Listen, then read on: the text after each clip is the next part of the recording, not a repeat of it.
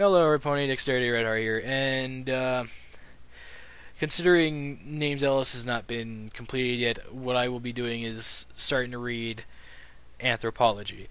So here we go, Chapter 1, Music and Magic. Are you gonna eat that? Lara looked expectantly at the cake that was still on Bonbon's plate. Her roommate lifted a hoof to pull the plate a bit closer to her side of the table. Honestly, Lyra? Sorry, but it's just been sitting there and we just got to Sugar Cube Corner 5 minutes ago, Bonbon said.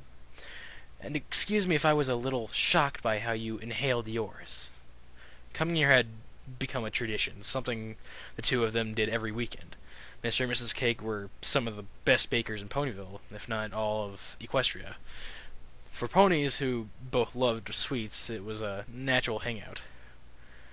You think cake and candy are some kind of art form, don't you?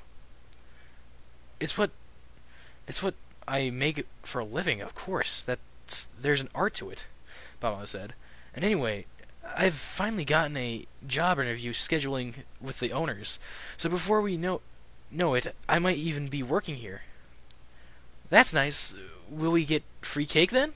Lyra asked. Bonbon glared at her. Anyway, I heard you were invited to play at the Grand Galloping Gala this year. That's quite an honor, Bonbon said. She took a single bite of her cake, enjoying it, savoring the flavor, unlike a certain unicorn. Lyra nodded vigorously. Yeah, can you believe it? I'm not too good with formal events, though. I can't imagine why. Bonbon's attention was fixed on some chocolate frosting still hanging off of Lyra's chin. Let's hope it doesn't turn out to be a disaster like it was last year. You heard about that, right? Lyra nodded. I never would have thought Fluttershy had it in her. It's always the quiet ones. Taking another small bite of her cake, Bonbon continued. So, have they told you that what pieces you'll be performing? Do you know what you'll be wearing? Lyra shrugged. I don't know. Maybe Rarity. Incoming! They barely heard the buzz of the scooter approaching before it slammed into the table. Bonbon's cake was propelled directly into her face. Lyra attempted unsuccessfully to stifle a laugh. Scootaloo, are you sure that's going to be your special talent? Al Bloom said, walking towards the overturned table with Sweetie Belle at her side. Bonbon gapped at the three fillies, her face covered in frosting. What can I say? Sometimes it's better to finish quickly, Lyra shrugged. By the way, you've got a little something. She lifted a hoof to her own face. Right there. Bonbon had already snatched up a napkin and started wiping herself off. Blech. Sorry about that, Scootaloo said, shaking her head. She adjusted her helmet. I was going so fast at that time. Now I just need to work on my turns. She gave a weak smile. No problem, Lyra said. Bonbon hesitated and took a deep breath. Yes, no problem at all. Lighten up, they're just kids. Remember what it was like trying to get a cutie mark when you were that age. I don't blame them for trying all that crazy stuff. Sweetie Belle's face brightened up. Hey! We never asked you how you got your cutie mark. Your talent is music, isn't it? She was staring at the golden harp on Lyra's flank. Yeah, actually, took me a long time to get my cutie mark. It was back in Philly school when I lived in Canterlot. I was one of the last in my class to get mine, you know. Lying awake in bed one night, Heartstrings, she'd still been calling herself Heartstrings back then, had heard her parents talking about her. You know that Heartstrings has been struggling in school. That was her mother. Some unicorns just take longer to learn magic, that's all. Things all will come to her in time. She heard her father reply. But what if it doesn't? It's been too long now. No magic, no cutie mark. What if it's all because Heartstrings is a unicorn? It's that simple. It'll all come in time. Of course, even though she was a filly, Heartstrings knew what they had been talking about. Her mother was a Pegasus, but her dad was a unicorn. And she had a horn, but she had never been able to use it. The other unicorns in her class had already mastered things like levitation, but she couldn't even lift a feather. She had to agree with her mother. What if she just couldn't learn magic? Her teacher, Indigo Spark, said that it didn't matter. If a pony had a horn, they were a unicorn. There wasn't such a thing as a half unicorn. But this wasn't the only time she had overheard her parents have this same conversation. And she still couldn't focus any power through her horn. Cutie March and magic were still on Heartstrings' mind and the next day in class. They'd been brought to the music room instead of the usual classroom. Today, we'll be working with musical instruments. I'd like all of you to pick something out. We're just practicing today, so don't worry about sounding good. Indigo Sparks watched his class as they inspected each instrument. Heartstrings tagged along after the rest of her classmates. Would she be any good at this? It looked like there was a tuba, too big, a xylophone that had a lot of keys. How would she handle that one? There were some drums, those would be easy. Yes, Bluebell. That one's called a lyre. Heartstrings turned to see the teacher talking to a young navy blue unicorn. It's one of the more difficult instruments. It takes a lot of concentration to focus on, moving each string to play even a simple song. How does it work? The filly asked. Focus your magic onto each string, and adjust the tension in order to make them vibrate, and create sound. Bluebell had already started, and what came out wasn't exactly music. In the strictest definition, Heartstrings winced at the noise, and turned to look at a cello. Maybe that one would work. No, it was too big. I think I'll take a different one, Bluebell said, turning away from the lyre. Something easier. Most of the instruments had already been taken, so much for drums. Heartstrings thought, wandering around the music room, between other young unicorns who were already trying out their new instruments. Heartstrings finally took a closer look at the lyre. No way. That one would definitely be too hard. Besides, that explanation had made no sense. How were you supposed to create music if you moved each string by itself? If you plucked them in a sequence moving down the row? It was less a matter of moving each string and more of something moving through them, and plucking each one. A few notes played, soft but clear. A few more was beginning to sound like a simple melody. Nothing too complicated, but musical all the same. Heartstrings closed her eyes, focusing on the notes. Yes, this was how a lyre was meant to be played. My, Heartstrings, you really seem to have a knack for that. Her eyes snapped open. The whole room had gone quiet. She tried to look at the horn on her forehead, and saw the edges of a lime green glow. It matches the glow surrounding the lyre. She slowly backed away from the lyre, feeling the eyes of every pony in the room watching her. It's nothing to be embarrassed about. That was truly impressive. I just thought there was probably a different way to play it. Simpler, Heartstrings stammered. There's nothing wrong, Indigo said. Now does every pony have an instrument chosen? Let's begin. Heartstrings stared at the golden instrument. It was, with some effect, managed to get it to float next to her. She was ecstatic. She felt like getting up and running straight home to tell her parents, but class had already started.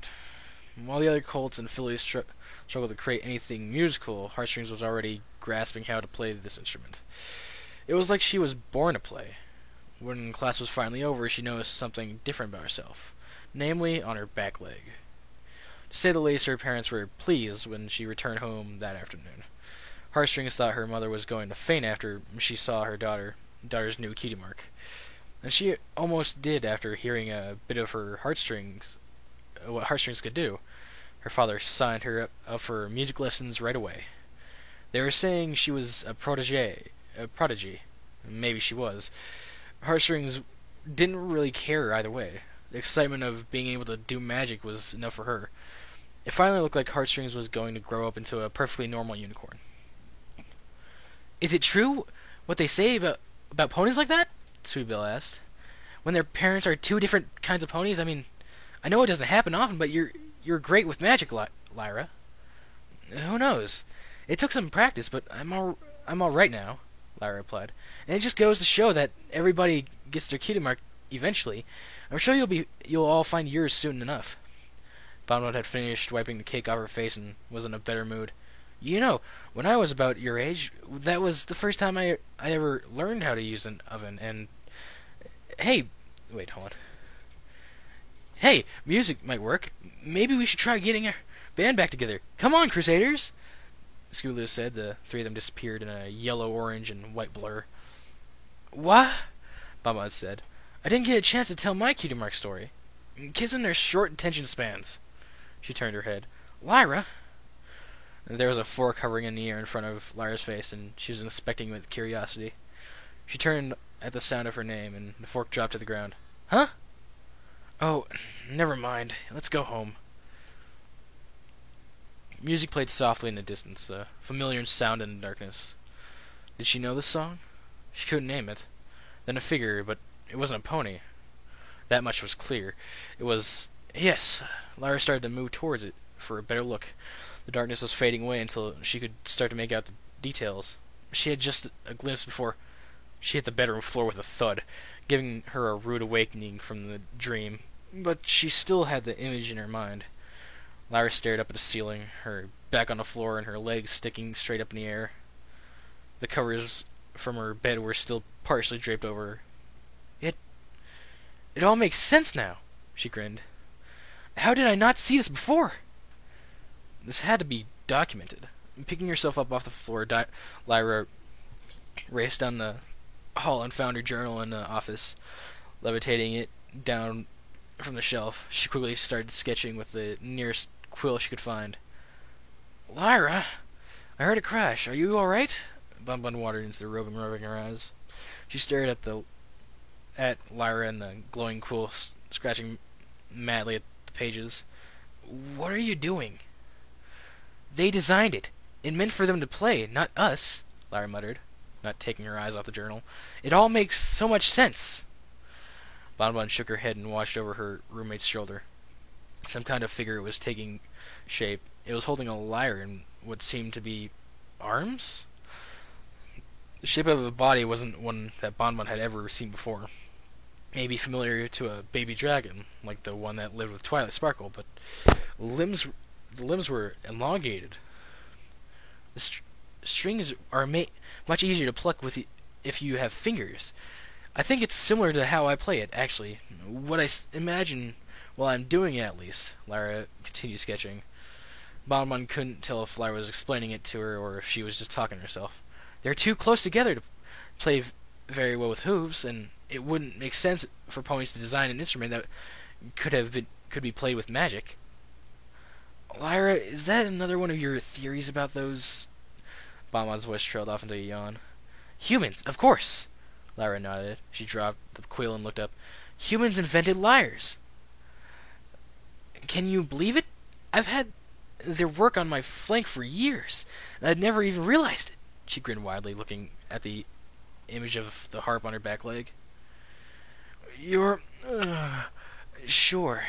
Bonbon let out another yawn. You actually think that this was invented by some kind of, what was it again? If you knew where to look, you'd realize that humans left their works all over Equestrian civilization. Ponies weren't the first to establish society. It's all because of humans, and we're just borrowing it. Bonbon stared at Lyra, not understanding how any pony could be awake with so energetic at 3 a.m, and she was on one of her human rants again. Not that Bonbon had any idea what a human was, but apparently Lyra had a strange obsession with them. Some kind of obscure mythical being that was referenced in some old books, and that's all they were, a myth. No pony had ever seen a real human before. Just go to bed, Bonbon said. She turned around and headed back to her room. Lyra's grin vanished, and she looked back at her drawing. She had put as much detail as she could into the way the hands held the instrument, and the way the fingers moved along each individual string. It all seemed to work so well. There had been less tension to the face and the rest of the body, just a rudimentary torso and legs, Already the details of the dream were fading from her mind. It wasn't the first dream Lyra had about humans. They happened sporadically, usually in groups. She could expect several more hazy, indistinct dreams over the next few nights. Her journal was filled with it, as much as she could remember from them.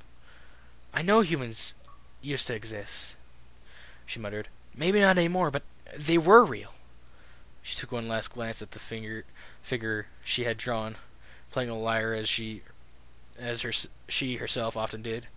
But this was the right way to play one, the way it had been intended. Then she closed the cover and lifted the book back into the shelf. For the rest of the night, Lyra couldn't remember if she had any more dreams.